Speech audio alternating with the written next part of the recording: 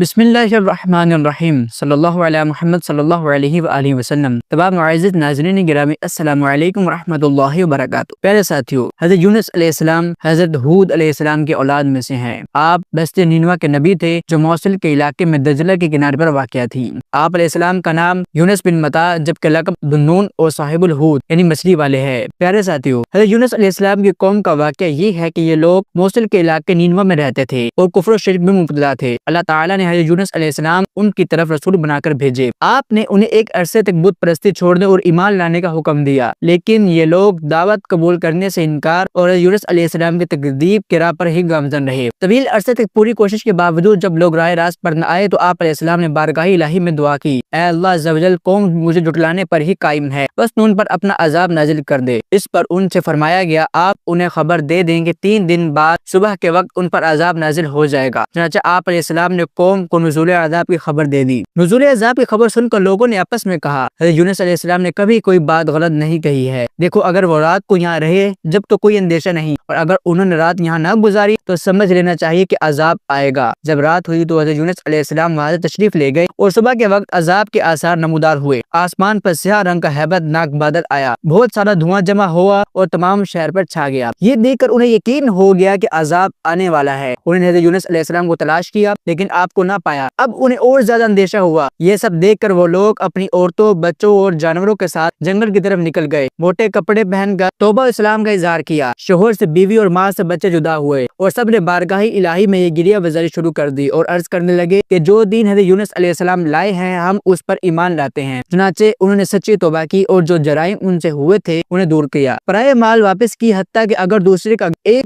پتھر کسی بنیاد میں لگ گیا تھا تو بنیاد اکھاڑ کر وہ پتھر نکال دیا اور واپس کر دیا۔ اللہ تعالیٰ سے اخلاص کے ساتھ مغفرت کی دعائیں کی تو اس پروردگار عز و جل نے ان پر رحم کیا، دعا قبول ہوئی اور عذاب اٹھا دیا گیا۔ قرآن کریم میں ہے، پارہ 11 سورہ یونس کی آیت نمبر 98۔ ترجمہ، تو کیوں ایسا نہ ہوا کہ کوئی قوم ایمان لے آتی تاکہ اس کا ایمان اسے نفع دیتا، لیکن یونس کی قوم جب ایمان لائی تو ہم نے ان سے دنیا کی زندگی میں رسوائی کا عذاب ہٹا دیا اور ایک وقت تک انہیں فائدہ اٹھانے دیا۔ پیارے ساتھیو، دوسری طرف حضرت یونس علیہ السلام اپنی قوم کی توبہ سے باخبر نہیں تھے۔ وہ جب انہوں نے دیکھا کہ قوم عذاب آنے کی جو خبر دی تھی اس میں تاخیر ہو گئی ہے تو آپ علیہ السلام اپنی قوم کے کفر و نافرمانی پر غضبناک ہو کر اللہ تعالیٰ کی طرف سے اجازت نازل ہوئے بغیر ہی ہجرت کے ارادے سے چل دیے، اور آپ علیہ السلام نے یہ خیال کیا کہ اللہ تعالیٰ مجھ پر کوئی تنگی نہیں کرے گا اور نہ ہی اس فعل پر مجھ سے کوئی باز پرس ہوگی۔ حضرت یونس علیہ السلام کی ہجرت کرنے اور غضبناک ہونے کی ایک وجہ یہ بھی تھی کہ وہ لوگ اس شخص کو قدر کر دیتے تھے جس کا جھوٹا ہونا ثابت ہو جائے۔ آپ علیہ السلام یقینی طور پر سچے تھے کہ آپ علیہ السلام نے وحی الہی سے ہی انہیں بتا دیا کہ اگر تم نے میری بات نہ مانی تو تم پر اللہ عز و جل کا عذاب آئے گا، لیکن چونکہ فی الحال عذاب آیا نہیں تھا تو قوم کی نظر میں آپ کا یہ کہنا واقعی خلاف تھا، اس لیے آپ قتل کے اندیشے سے معذ چل دیے۔ حالانکہ آپ علیہ السلام نے عذاب کو تو فرمایا تھا لیکن انہیں کوئی متعین وقت نہیں بتایا تھا کہ جس پر آپ علیہ السلام کو معاذ اللہ آپ کی قوم جھوٹا کہہ سکتی۔ پہلے ساتھ سیدنا عبداللہ بن عباس اور سیدنا وہب رضی اللہ تعالی عنہما کا قول ہے کہ یونس علیہ السلام نے اپنی قوم سے عذاب کا وعدہ کیا تھا۔ جب اس میں تاخیر ہوئی تو قتل سے بچنے کے لیے آپ علیہ السلام ان سے چھپ کر نکل گئے۔ آپ علیہ السلام نے دریائے صفر کا قصد کیا اور بھری کشتی پر سوار ہوئے۔ جب کشتی دریا کے درمیان پہنچی تو ٹھہر گئی اور اس کے ٹھہرنے کا کوئی ظاہری سبب موجود نہ تھا۔ ملاحوں نے کہا، اس کشتی میں اپنے مولا سے بھاگا ہوا کوئی غلام ہے، قرآن اندازی کرنے ظاہر ہو جائے گا کہ وہ کون ہے۔ چنانچہ قرآن اندازی کی گئی تو اس میں آپ علیہ السلام ہی کا نام نکلا۔ اس پر آپ علیہ السلام نے فرمایا کہ میں ہی وہ غلام ہوں۔ اس کے بعد آپ علیہ السلام پانی میں ڈال دیے گئے، کیونکہ ان لوگوں کا دستور یہی تھا کہ جب تک بھاگا ہوا غلام دریا میں غرق نہ کر دیا جائے اس وقت تک کشتی چلتی نہ تھی۔ جب یونس علیہ السلام دریا میں ڈال دیے گئے تو انہیں ایک بڑی مچھلی نے نگل لیا، اور اس وقت آپ علیہ السلام کا حال یہ تھا کہ آپ خود کو اس بات پر ملامت کر رہے تھے کہ نکلنے میں جلدی کیوں کی اور قوم سے جدا ہونے میں اللہ تعالیٰ کے حکم کا انتظار کیوں نہ کیا۔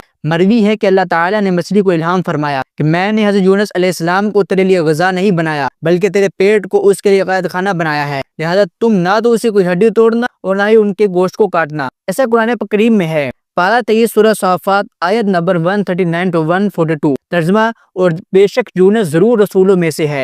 جب وہ بھری کشتی کی طرف نکل گیا تو کشتی والے نے قرآن ڈالا تو یونس دھکیلے جانے والوں میں سے ہو گئے، پھر انہیں مچھلی نے نگل لیا اور وہ اپنے آپ کو ملامت کر رہے تھے۔ پیارے ساتھیو، جب حضرت یونس علیہ السلام مچھلی کے پیٹ میں تشریف لائے تو انہیں کئی قسم کی تاریکیوں کا سامنا کرنا ہوا، جیسے دریا کی تاریکی، رات کی تاریکی اور مچھلی کے پیٹ کی تاریکی۔ ان اندھیریوں میں حضرت یونس علیہ السلام نے اپنے پروردگار عز و جل سے اس طرح دعا کی، اے میرے رب عز و جل، تیرے سوا کوئی معبود نہیں اور تو ہر عیب سے پاک ہے، بے شک مجھ سے بھیجا ہوا کہ میں اپنی قوم سے تیرا اذن اجازت پانے سے پہلے ہی جدا ہو گیا۔ قرآن پاک میں ہے پارہ 17 سورۃ الانبیاء آیت نمبر 87 ترجمہ، اور ذوالنون کو یاد کرو جب وہ غضبناک ہو کر چل پڑے تو اس نے گمان کیا کہ ہم اس پر تنگی نہ کریں گے، تو اس نے اندھیریوں میں پکارا کہ تیرے سوا کوئی معبود نہیں، تو ہر عیب سے پاک ہے، بے شک مجھ سے بھیجا ہوا۔ پھر ساتھیو، اللہ تعالیٰ نے یونس علیہ السلام کی پکار سن لی اور ان کی دعا کو شرف قبول سے نوازا، چنانچہ انہیں تنہائی اور وحشت کے غم سے نجات بخشی اور مچھلی کو حکم دیا تو اس نے حضرت یونس علیہ السلام کو دریا کے کنارے آ کر اپنے پیٹ سے نکال دیا۔ ارشاد باری تعالیٰ ہے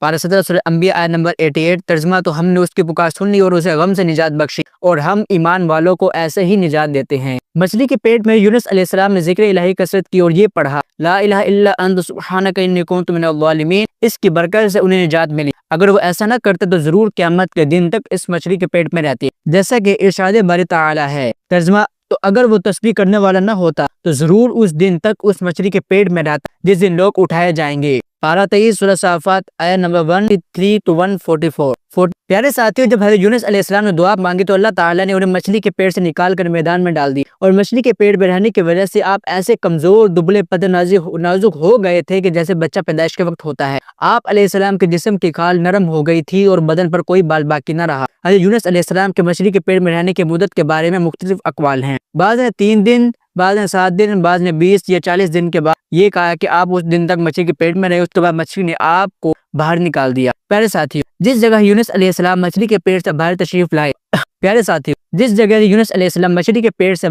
لائے وہاں کوئی سایہ نہ تھا، تو اللہ تعالیٰ نے ان پر سایہ کرنے اور انہیں مکھیوں سے محفوظ رکھنے کے لیے کدو کا پیڑ اگا دیا، تو اور اللہ تعالیٰ کے حکم سے روزانہ ایک بکری آتی اور اپنا تھن حضرت یونس علیہ السلام کے دہنے مبارک میں دے کر آپ علیہ السلام کو صبح شام دودھ پلا جاتی تھی، یہاں تک کہ جسم مبارک کی جلد شریف یعنی کھال مضبوط ہوئی اور اپنے مقام سے بال اگ آئے اور جسم میں توانائی آئی۔ قرآن پاک میں ہے ترجمہ، اور ہم نے اس پر کدو کا پیڑ اگا دیا۔ یاد رہے کہ کدو کی بیل ہوتی ہے جو زمین پر پھیلتی ہے، مگر یہ آپ علیہ السلام کا معجزہ تھا کہ یہ کدو کا قد والے درختوں کی طرح شاخ رکھتا تھا اور اس کے بڑے بڑے پتوں کے سائے میں آپ علیہ السلام آرام کرتے تھے۔ اللہ تعالیٰ نے یونس علیہ السلام کو پہلے کی طرح موصل کی سرزمین میں قوم نینوا کے 1 لاکھ اور اس سے کچھ زیادہ آدمیوں کی طرف انتہائی عزت اور احترام کے ساتھ بھیجا، انہوں نے عذاب کے آثار دے کر توبہ کر لی تھی۔ پھر یونس علیہ السلام کے دوبارہ تشریف لانے پر باقاعدہ آپ علیہ السلام پر ایمان لائے اور اللہ تعالیٰ نے قوم کو آپ علیہ السلام پر ایمان لائے اور اللہ تعالیٰ نے قوم کو ان کی آخری عمر تک آسائش کے ساتھ رکھا۔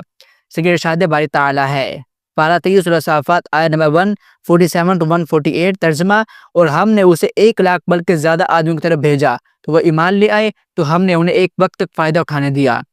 پیارے ساتھیوں، حضرت یونس علیہ السلام کی دل ہلا دینے والی مصیبت اور مشکلات سے یہ ہدایت ملتی ہے کہ اللہ تعالیٰ اپنے خاص بندوں کو کس طرح امتحان میں ڈالتا ہے، لیکن جب بندے امتحان میں پڑھ کر صبر و استقامت کا دامن نہیں چھوڑتے اور عین بلاؤں کے طوفان میں بھی خدا کی یاد سے غافل نہیں ہوتے تو ارحم الراحمین اپنے بندوں کی نجات کا غیب سے ایسا انتظام فرما دیتا ہے کہ کوئی اس کو سوچ بھی نہیں سکتا۔